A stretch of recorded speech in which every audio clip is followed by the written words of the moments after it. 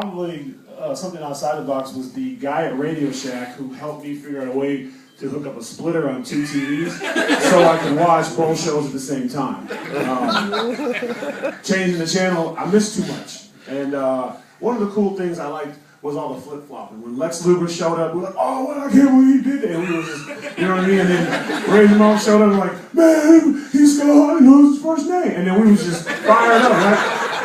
Probably the biggest moment, oh, it was cool when he showed me, man. That was good. Anyway, probably the biggest moment, the part that just, wow, was when WCW got bought. Because I remember sitting down going,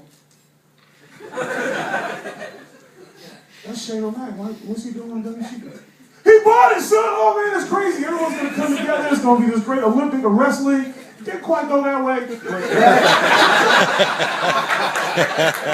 But that was my moment. You should have seen it. I had 2 TVs stacked up. Mama called for work. Did you put the TV on top of the TV again? No. If we did, and we lived to death, oh, it was crazy, man. It was nuts. I love the wars. Love the wars. Don't lie to your mama. Call your mama. Sometimes you gotta. I know sometimes. You gotta do what you gotta do. CM Punk, I know you've been a fan all your life. You had just kind of gotten your foot in the door in the wrestling business when this Attitude Era was rocking and rolling. Yep. What were moments that you brought with you? Well, I was already selling out VFW halls across the country.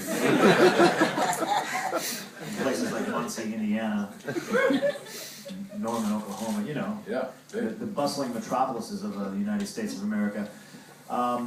So as the years went on, I religiously started watching less and less and less. But obviously the big moments that I remember Montreal. I remember Mick Foley being thrown off the top of the Hell in a Cell for the sheer insanity of that. And you know, I remember all the stuff that Cold Stone would do to Vince McMahon.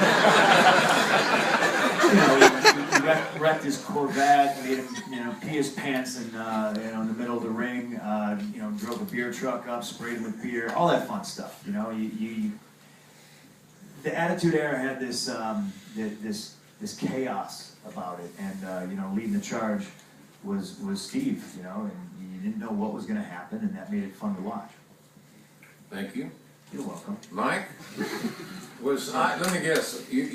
I'm either thinking your favorite moment that you actually were hands-on involved was either when you showed up in Fresno, and you and Austin got into your extremely stiff shoving match, and many $100 bills fell out of your pocket, and your handlers were scrambling around to put the hundreds back in their pocket, or it might have been your association with DX, or could it have been when you knocked Shawn Michaels out at WrestleMania? You got 3 choices, Mike. I'm not Alex Trebek. I got water all day here. Oh man, I'm just gonna go with Might be whatever you want to take all the time you need, bro. Shawn Michaels knockout. That was a good one. That was a great. Look, remember the right hand? Yeah, it was a good one. Good one. It was a good one. We replayed that a lot. That was good. Yeah, I didn't need to switch the camera in on that one. No, there was no editing on that one. That was nice and snug, and that's a storyline that you can obviously utilize in this game with Mike if you pre-order it. Shameless plug. CM Punk, you're sitting on the stage with someone who's certainly no stranger to you, and Steve, or Cold Stone, or you'd like to call Mr. Austin. Obviously, he revolutionized this era. How did he and what he did on Monday nights influence what you did early and what you are doing now? Well, I'm not a big fan of calling the Attitude Era the Attitude Era, and what I mean when I say that is, Steve sort of touched on it already.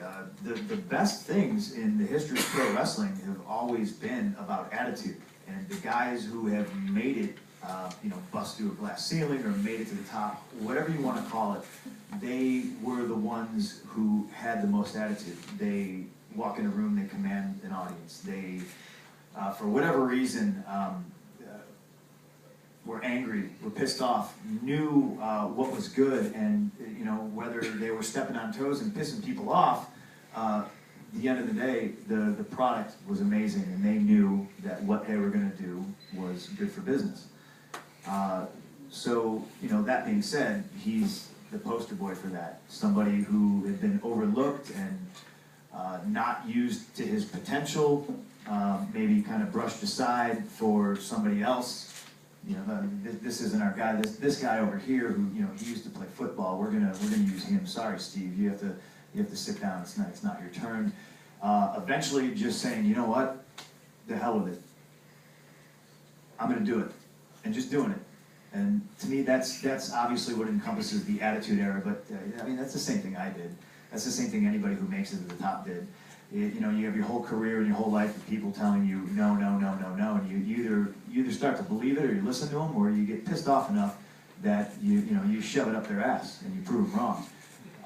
And if I took anything from Steve Austin, it was that.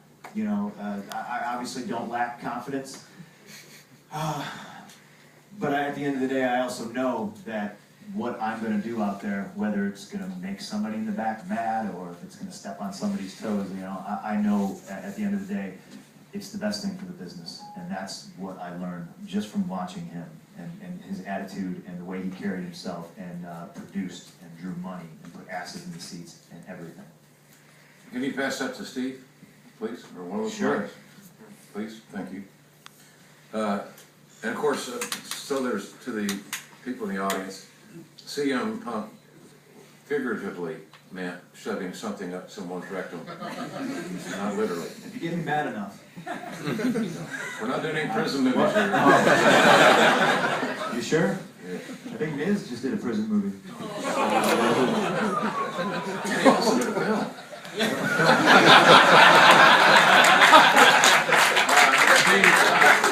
Based on what CM Punk said, how much, or was percentage-wise, how many times, or the percentage that you go into business for yourself?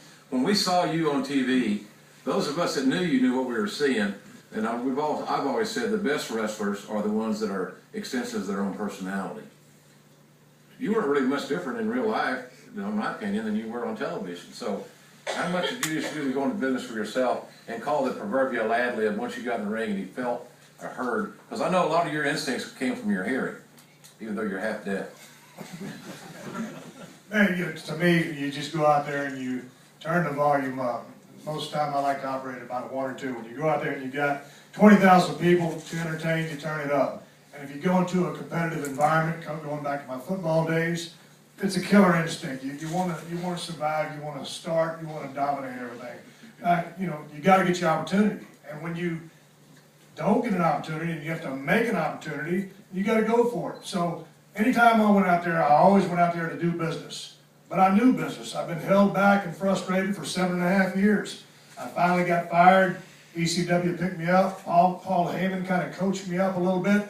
I got a chance to see and feel and turn into a laser focus what I felt and was able to verbalize that. When I got the shot to come to WWE, they called me the ringmaster. The suck-ass gimmick. They put me with Ted DiBiase, who I love. He's one of my favorite workers of all time and a great promo, and he was my mouthpiece. I knew that wasn't going to last long. Couldn't sell out any arenas with it. You couldn't put it on a t-shirt. You couldn't market it. So I started thinking of stuff, and we came up with the Stone Cold idea. I pitched that thing to the office, and unceremoniously they started calling me Stone Cold Steve Austin, and I don't think anybody in the office got it. No one in the back got it. But I knew what I was doing, and I just had to start getting noticed. I had to have a few meetings with Vince in the parking lot. But back in the day, we were trying to save a lot of money back in, and we'd go live one week. We shoot the next show that night, we take it to post and put it on the next week. So we're live every other week. I noticed a lot of my lines are being taken out of that post show. So I saw Vince in the parking lot one day and I said, "Hey Vince, I noticed you're editing a lot of my lines." I said, "Why is that?" He goes, "Well, Steve, quite frankly, you're starting to pop the people in the truck. You guys know if you're popping people in the truck, you can pop anybody." So I said, "Well, I'd appreciate it if you stop editing all my lines." So it was just a thing of trying to survive, trying to get a foot in. And then once I got a little bit of traction, blowing every son of a bitch off the road on the way to the top. And that was my mission. It wasn't necessarily going into business for myself, but it was being about me in a company setting and not being satisfied with jerking the curtain, being the match after, the popcorn match after intermission. I've been there, I did it. Didn't want to do it my whole career, and I just had my sights set on a higher goal. So I just went out there, turned up the volume, and in this business, and I say this to the cats behind me, and even to see him over there on the edge, and he's not afraid to go out on a limb, but to the cats behind me, never be afraid to go out on a limb. I wasn't. They can always reel you in, but they can't push you out there any further. That's what I did. It's good. The